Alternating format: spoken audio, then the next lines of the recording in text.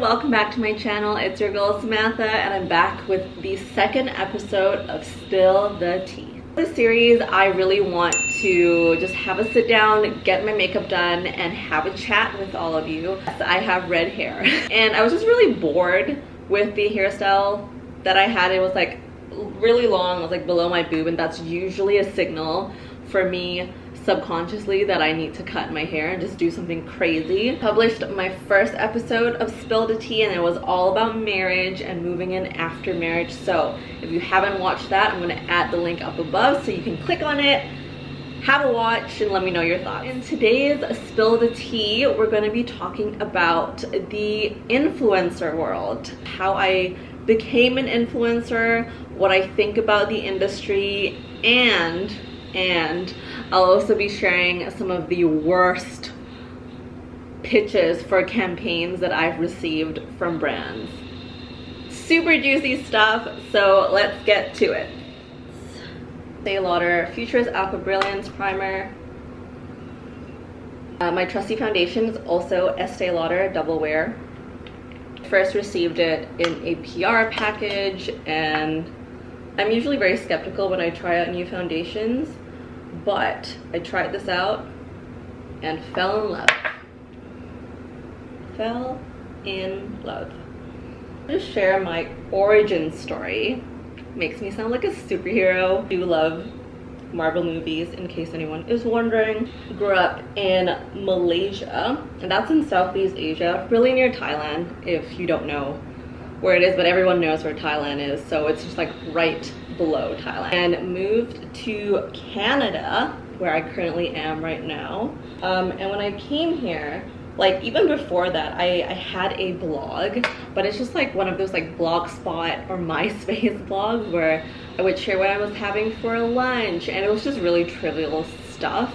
But there was a group of gals who were bloggers at the time, and that's like when it was such a new industry, and I was like, wow, you guys are so stylish, you get to go to all these cool events and work with these cool brands and stuff.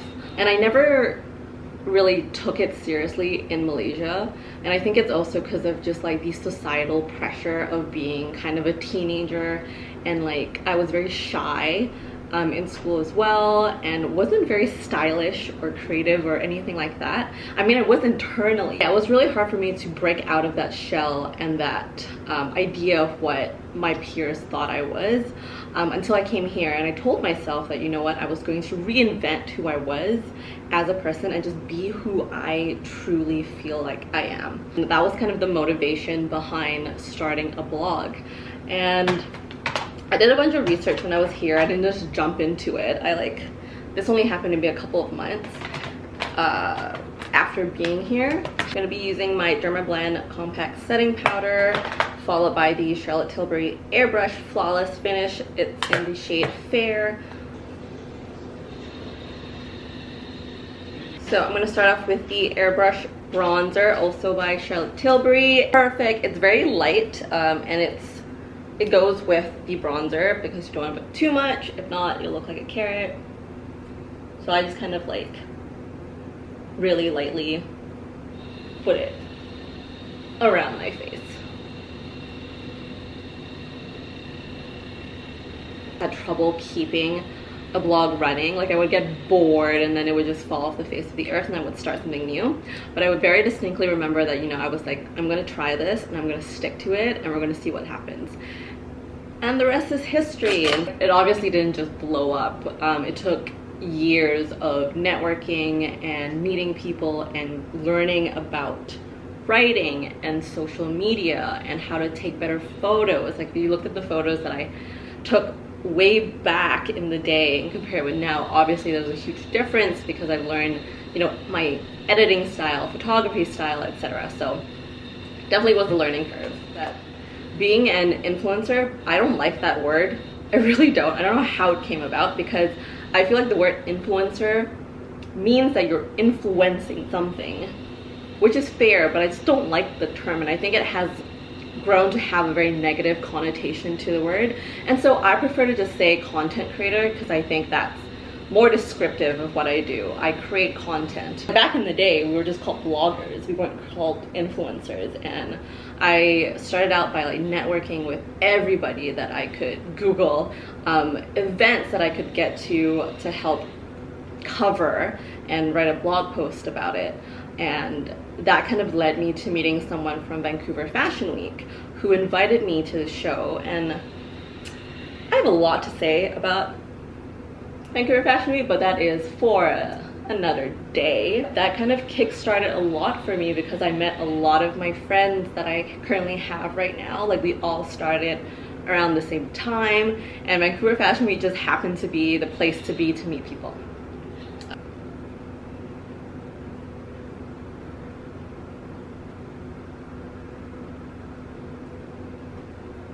This is also Charlotte Tilbury, the Glowgasm Face Palette. So yeah, let's just talk about how the influencer industry has changed. So like I said before, I think that it's definitely changed for the better. Way back when I was a blogger slash content creator, it was still a very new industry. People didn't really understand what exactly we were or what we did. I think a lot of my friends just thought like, oh, that's so cool, you get to go to these cool events and you get to wear these cool outfits and take photos and you're famous.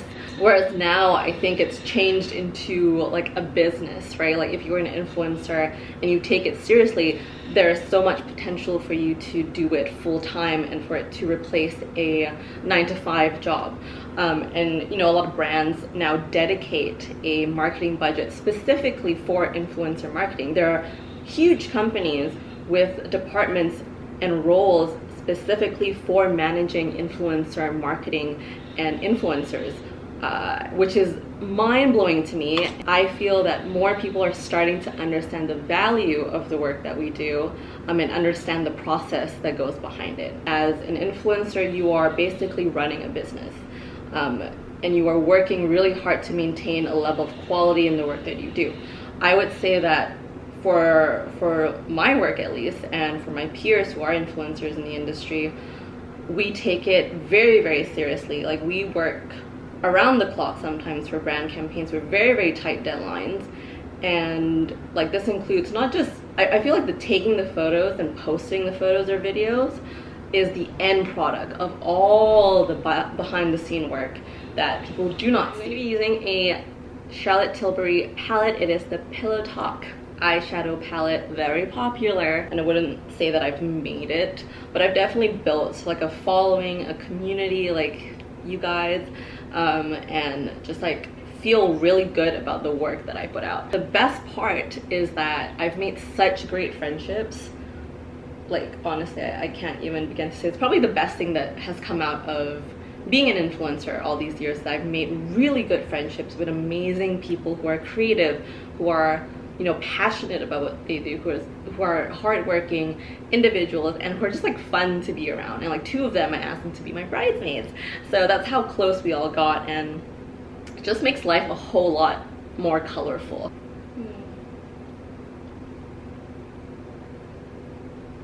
My brows, just to keep the hairs in place, but my brows are, they were microbladed a long time ago, and then I did a powder ombre tattoo, so it's great because I don't have to spend time doing my brows. The worst pitches that I've received from brands during my time as a creator. Bad experiences with brands. I'm not going to go into who exactly these brands are. We're not going to go that far. Okay, so this blush is from Trini London. They sent it over, and it's a beautiful shade. Rosy. Anywho, without blush. Let me just preface by saying this before we go into the worst pitches of all time. I don't want to be seen as ungrateful, obviously, for all the pitches that I do get on a daily basis from brands who want to work with me. So it's not a diss on that front. No dissing on any small local companies who obviously don't have the budget to work with influencers. Totally fair starting out. About a couple experiences that I've had. First, the cookie cutter responses or the cookie cutter emails. The brands who do not even know your name, and they're just, honestly, you can tell they're sending out a mass email to everybody and anybody without really any research going into who they're talking to, right? I've definitely had emails where it's like, hi Samantha.style, which is my very old Instagram handle. I don't know how they still have it. I received this email, I'm sure many of you who are influencers have as well, where they ask you to pay. This is like one step up. They're like, oh, can you make this like a huge list of asks for free? And you don't even get the product for free. They're like, here, have a discount code and buy our product with your discount code, and then share about it for free, which is insane to me. Again, one of those emails where I just don't. It goes like, phew. Using the Burt's Bees eyeliner pencil for my lower lid. I do want to share two very specific stories of really bad experiences with brands. The first is actually not with a brand per se. I guess it's just like with an influencer company, but it was just like a weird experience in my perspective. Anyway, I was on a podcast and it was just like a conversational podcast, and one of the individuals who were on the podcast with me was a influencer manager. And I was actually just sharing like my experience as an influencer, and I actually brought the point up saying that, you know, because I started so like a while back before the word influencer was even a thing, that it didn't really sit well with me. I feel like influencer is not the best word to describe what I do. And then when it was her turn to talk, she was like, oh, like, you know, whatever you guys want to call yourself, influencers or creators or whatever. I don't know, maybe it's just the way she said it, or maybe I'm just being sensitive. Maybe I'm just having my period that day, I don't know. Like, the first thought that came to mind was like, wow, you're supposed to represent us. So if you don't feel like our opinions mean something, or if that's kind of the attitude that you take, like, oh, whatever, I don't know, it just left a really bad taste in my mouth. Okay, I'm gonna be really quiet. Always, like, you never know if you're gonna get it done right or not, so I need to focus.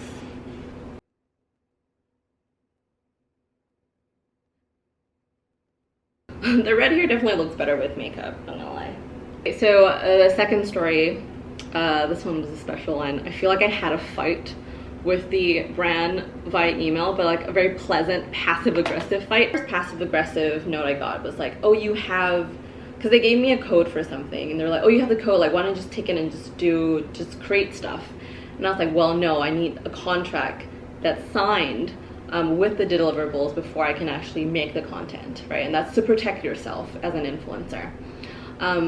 So that was passive aggressive number one, just the way that the email was written, and that's just the vibe that you get. And I get with like email communication, sometimes you don't understand like the nuances, and maybe it didn't come off from like a bad place, but it was just a little bit off. And then the last point of communication, they were like, oh, we'll pass you on to our influencer manager. And then at that moment, I received another email, and I think it was from, and I say I think, okay, just wait for the rest of the story, but there is a reason why I say I think, but it was also from the same company, but it was their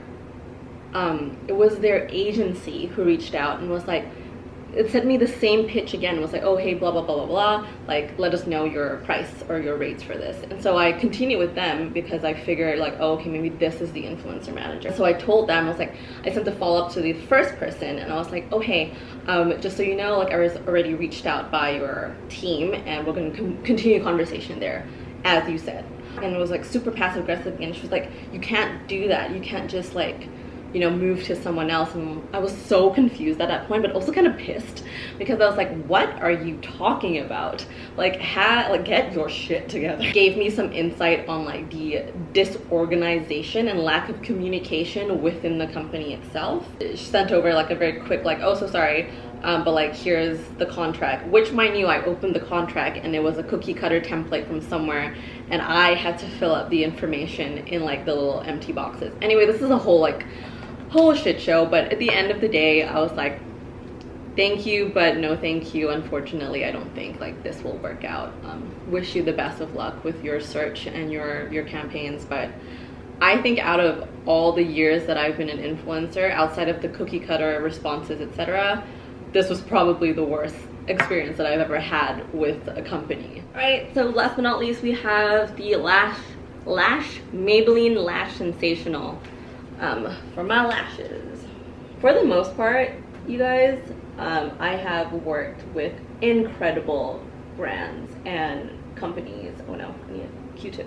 Who are super professional, who do their research, who are very kind and accommodating. And so like these worst pitches are honestly one in a gazillion. So I think I forgot, if you want to get your hair done at Suki's, this is where I got my hair done. Color is by Lan, who is incredible with reds, and I got my cut done by Christina. I will add a link down below to Suki's salon if you are a viewer from Vancouver. I have a special discount code for you. You can go and get your hair done for 20% off any cut, color, blow dry, styling. All you need to do is when you book to say the code that I'll add in the description box below. But thank you all so much for watching. I hope you enjoyed episode 2 of Spill the Tea, and let me know in the comments if you have any topics that you want me to talk about as I get ready. Love you all, and I'll see you in the next video. Bye.